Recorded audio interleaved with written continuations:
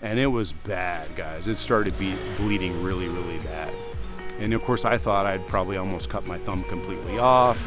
And I'm sure I probably screamed and was crying. And hey, YouTube, it's Kevin here. I'm standing in front of a wall that has a lot of glass at the top of it. And this is like a security measure, a way to keep people from, getting over your wall and climbing under your property into your house. But it's also kind of special to me because, you guessed it, it brings back a special memory of a time when something happened to me when I was a kid. And that was something dumb that I did with one of these walls with the glass. This story is about the time that I almost cut my thumb off on my right hand. It's kind of hard to see maybe in the video, but I've got a bunch of scars right here, right where this thumb is, and that's because I almost sliced it off. And this was back in 1984. Our family had just moved to Lipa City, Batangas. If you've watched any of my other videos, you may have heard me talk about Batangas before and Lipa City. Shout out to Lipa, the place where I spent time as a kid and grew up. Basically, what happened was my parents came to Lipa to go to language school. They were studying Tagalog there. And we rented a house in this nice subdivision in Lipa. And this house had a gate, so you could go in and out. And it had a wall all the way around it. In Tagalog, they call it a bakod. And the wall was for security reasons, right? Even though we live in a very friendly country where Filipinos are very friendly, there's still, unfortunately, sometimes the risk of someone coming in and breaking into your house. There's a wall. It's everywhere in the Philippines. There's one right behind me. As I was saying earlier, there's bits of glass on top of this wall for security reasons, and that's, deterrent. It's a deterrent to keep someone from trying to hop over and, explore in your house and your property. Maybe you're wondering, why do we need a wall at all? And I did talk about this in another one of my videos, which was about a little bit of the disparity between sometimes the have and the have-nots here in the Philippines. There's wealthier Filipinos and foreigners, and then there's poorer Filipinos. And, sometimes some of them just decide that, hey, there might be something worth taking on the other side of that wall. So it's kind of a sad reality we live in. Yes, in the Philippines, generally speaking, it's safe. And Filipinos are very friendly and very kind and always smiling. But like anywhere in the world, sometimes you just have to be careful because there's always a small percentage of people who do want to try to be a robber or, rob you. So that's the point of the wall. And the glass is kind of a poor man's version of barbed wire or metal spikes, which can be kind of expensive. Glass is plentiful, it's cheap. You just break up some bottles and stick the pieces of glass inside the concrete, and presto, you have a deterrent to discourage people from hopping over the wall. Anyway, I had a lot of energy when I was a kid growing up. I just would run around all over and play outside, always exploring, always trying to get into mischief. But one day I hatched a scheme, something that was just really, really silly and stupid. In fact, I feel like I have other stories about me doing dumb things as a kid. But for some reason, on this particular day in Lipa City, Batangas, I decided that it would be a fun stunt or Evel Knievel type event if I could get on one of these walls and walk it from one end to the other. And nobody was around. I don't remember anyone, I wasn't showing off or anything like that. It wasn't like, hey guys, watch this. It was just me by myself saying, hey, I think I could do this. Let's pull off a stunt. And mind you, I was wearing my flip-flops when I was doing this too. But I thought I could get onto a corner of a wall and start walking across and just sort of avoid the glass. And maybe now in today's world, that would be like a Squid Games challenge. But back then, this was just 7-year-old me being really, really dumb and gutsy. So I started across this wall, and I don't even know how far I made it, guys. I don't even think it was halfway, but it was some distance across, maybe a third of the way. And as you can imagine, I lost my balance, and I fell. And when I fell, I just instinctively put my hands out to try to steady myself, break my fall, slow my fall, because I didn't want to, just come crashing down to the ground and get hurt. And unfortunately, when I reached out with my hands, my right hand, caught a piece of that glass on the wall. It's just so dumb just even thinking about this. Why are you doing this, Kevin? I thought it was exciting and fun. So when my hand reached out and I grabbed that wall to support myself, my hand got sliced with the piece of glass. And it was bad, guys. It started bleeding really, really bad. And of course I thought I'd probably almost cut my thumb completely off. And I'm sure I probably screamed and was crying, and my parents, came out, and the next thing I know, I was being rushed to the local hospital in Lipa. So mom and dad rushed me to this small provincial hospital that's there in Lipa City, and there's a doctor there who attends to me. And I was screaming and crying, and unfortunately the very first thing this doctor did is he wanted to sanitize or clean my wound. So he opened up a bottle of iodine, and an iodine is like this disinfectant, and it kills germs, and he poured it right into my hand, the wound on my hand, and I just screamed bloody murder, because of course it's super painful. If you've never had iodine poured into your wound, even just a little bit, it is extremely painful, guys. So of course I'm screaming at the top of my lungs, and I'm just like dying.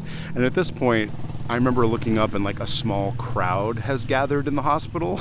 They were just like, who is this kid, this little foreigner kid who's here, and why is he screaming bloody murder like, he's got a knife stuck in his chest or something. And it was painful, guys. It hurt. So doc has poured the iodine in, and this poor guy, I feel bad for him, because he was probably not expecting this kind of emergency the day that he came to the hospital. But the next thing he needed to do was he needed to stitch up my hand, because it was this big slash, and there's blood coming out, and so he starts to stitch it up, but I think he just was maybe new at this, or didn't have the proper training, because he ended up putting about 13 or 14 stitches. I can't even really count them exactly, but he put about 13 or 14 in right there in the palm of my hand where my thumb is, when there really should have been probably about like 30, 40, 50 stitches, And so the wound ended up not really being fully closed. And now I joke as an adult, I said they were kind of more like cadaver stitches instead of like actual proper stitches. But this poor guy just did his best. He did the best he could. There's another funny moment I remember, which is after all the stitches got done and I was screaming and crying, and the big crowd had gathered around me, and they're all staring like, oh, look at this foreigner kid who's losing his mind. Someone asked me, maybe the doctor said, you need anything? Are you okay? Do you want a glass of water? And I said, I want some water. And somebody brought me a cup of water, and I drank the water. I must have been so thirsty, because it had been hours at that point since the accident, and losing blood, and screaming and crying, and I was so thirsty. And as soon as I started drinking that water, the room got really, really quiet, because I wasn't crying and screaming anymore. And I just remember everyone burst out into laughter, and they were like, this kid, what a hoot. And it was just this funny moment, and I guess I had really given them a lot of entertainment, guys, whoever was in this hospital, because everybody came out and was seeing this. Sometimes I think about the doctor who treated me that day, who saw me, and I don't blame him, guys, for I was joking about the cadaver stitches. This guy did the best job he could. Maybe he was a new freshly out of medical school doc, or maybe he was just the guy on call at the time. Emergencies happen, and somebody's got to be there to take care of it. So I want to say thanks to that doc wherever he is today, and I do not blame him for the poor stitches that he had to do, because he was just doing his best, right? I had to go to Manila later because my hand just wouldn't heal. I'm an active kid. I'm outside playing, and I had a bandage. And my mom, would say, be careful when you're outside. You don't want to, open up your hand again. It'll never heal. And of course, inevitably something would happen. But eventually, our family had to go back to Manila, and I had to have another surgery or something done on my hand. But the good news is, I retain to this day full working ability of my hand and my thumb, and it ended up being okay. I do remember going back to that wall after I came back, and was like healing, had the bandage on, and I was angry. I took a hammer and I smashed that glass. I found the section of the glass where I'd been cut, and I was like, I'm gonna get my revenge, and I smashed the glass pieces on the top of the wall, which probably wasn't good as a deterrent for potential burglars. But hey, I wanted to get my revenge. I was upset. There's another part of the story that I just remembered, and that was I was really embarrassed and ashamed that I had pulled this stunt, and I didn't want to tell my parents exactly what happened, because they said, what happened? How did you get cut? And I just said I was climbing in a tree near the wall, and I was playing in the tree, and then I fell out of the tree, and when I fell, I reached out to stop myself, and then my hand cut the wall. And they went, oh no, you poor thing. I didn't want to tell them the truth, which was that I was trying to pull an Evel Knievel stunt and walk across the wall, which is an idiotic thing to do. But at the time, I thought it was exciting and fun. All right, if there is a takeaway for this video, guys, it's probably pretty obvious, but it's if you're gonna try something dangerous in life at any level, weigh the risks before you take on that dangerous thing, whatever it is, whatever choice you've made, whatever decision you've made.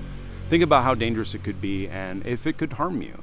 And I had to learn my lesson the hard way. I almost lost my thumb, but guess what? After I went through that experience, do you think I was doing dumb stuff like trying to walk on a wall with glass on it? No, I had learned my lesson.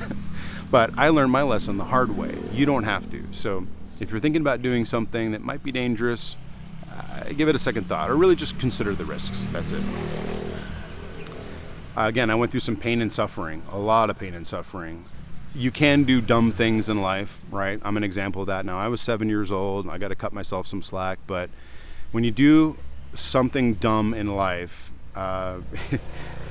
you can get hurt. So hopefully you learn from that, right? You learn from something that you did that it hurt you, but you survived, right? And you moved on. So learn those lessons, guys. Learn those lessons when you do get hurt.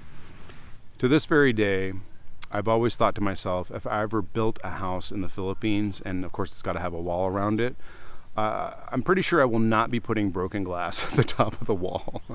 I'm going to put something else. I'm going to put little spikes, a little barbed wire, something, but it's not going to be broken glass. Because obviously I'm still traumatized all these years later, 40 years later, about what happened to me in my hand. Okay, leave a comment below if you ever did something dumb like this as a kid. I feel like maybe I've asked this before in another video, but it's applicable. When you were growing up, did you ever pull some stunt, some Evel Knievel move, some jump, some dangerous thing that you probably shouldn't have done and you got hurt? Leave a comment below. I'd love to hear your story, and I know I'm not the only dumb kid out there that did dumb stuff, especially if you live to tell the tale. Obviously you live to tell the tale because you're going to leave the comment. You know what I mean? Okay, if you learned a lesson the hard way like I did, leave a comment below. I'd love to read it. That is it for this video, guys. I'm going to go ahead and close it out.